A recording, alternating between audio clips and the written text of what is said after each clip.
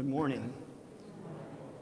It's wonderful to see so many people here on a Saturday at the end of June, and especially some people that I haven't seen in a few months. So really, really awesome that you're here. Traditionally in the church, we offer the sermon actually after the gospel because we read the gospel and then maybe we have a hard time interpreting what it means. So the sermon is usually given right after the gospel. We don't do that in most churches because we wait till the end so that I can give a sermon to the adults while the kids are in Sunday school. But during this different time, I'm giving the sermon usually now after the gospel. So the theme of the gospel today was about building. So how many of you guys like building with Legos? Anybody here like building with Legos? How many adults like building with Legos? Let's be honest. We never outgrow that. All right, I wish I had some Legos here, but you just have to imagine this.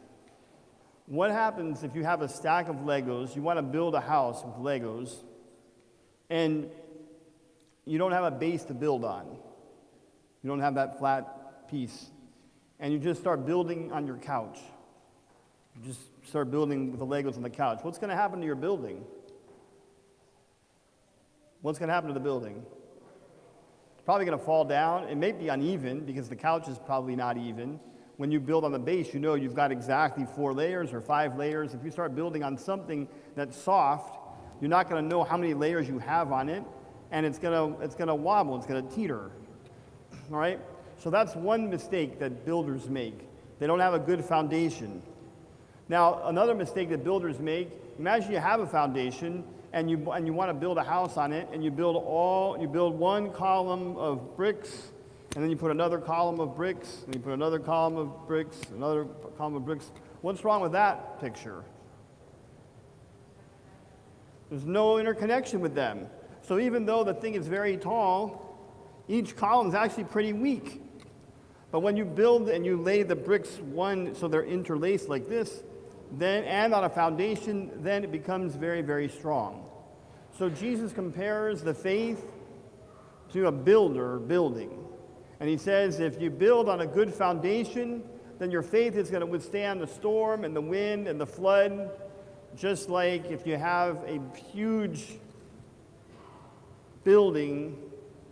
Imagine how many of you guys have been to Legoland? Anybody been to Legoland before? See all those ginormous Legos? I mean, if you build something, you build a little something like 1 layer thick and maybe even as high as the pulpit here. Let's say you take one thing of Legos and you build something this tall. What happens if you punch that thing? You break it in pieces. But let's say you build the thing this tall, this wide, and this thick. Then you punch that thing and you break your hand because you built it solid. So Jesus says, like, this life is hard. It's hard. Many of us are having a hard time. I know I'm having a hard time. I'm tired of being quarantined.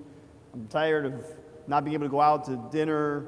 I'm tired of just life not being normal. I'm tired of it.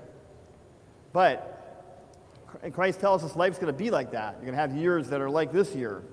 And if your faith is solid, if it's on a solid foundation, you're going to survive not only with faith, but you're going to survive with some kind of joy. You're going to survive with hope. You're going to survive with some kind of purpose. But if your faith is like the building that's built on the sand, then when the flood comes and the wind comes, the house is going to be like destroyed. Your faith is going to be destroyed. Your outlook on life is going to be destroyed.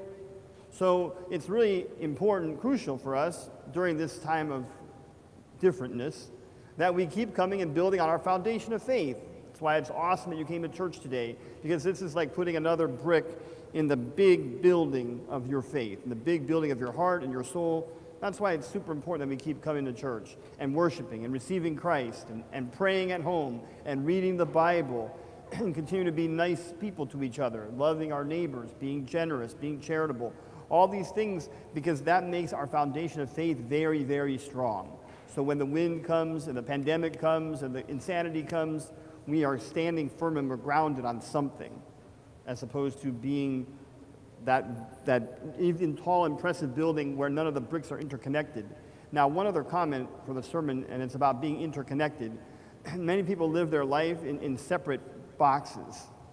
All right? So they say, like, now I'm in the church box, and later on I'm in the TV box, and later I'm in the fighting with my sibling box, and later on I'm in the gossiping with my neighbor box.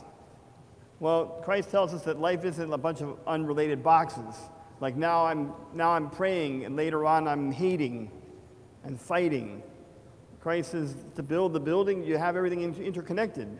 So I take the faith, I take the prayer, I take the worship, I take the calmness, and then I take it into my interaction with my sibling, or with my spouse, or with my neighbor, or in how I look at the world, and I interrelate those things. And then I have not only a strong faith, but I have a strong life. So I'm glad that you're here today, and now we will continue through the Divine Liturgy so that we can pray and we can receive Christ.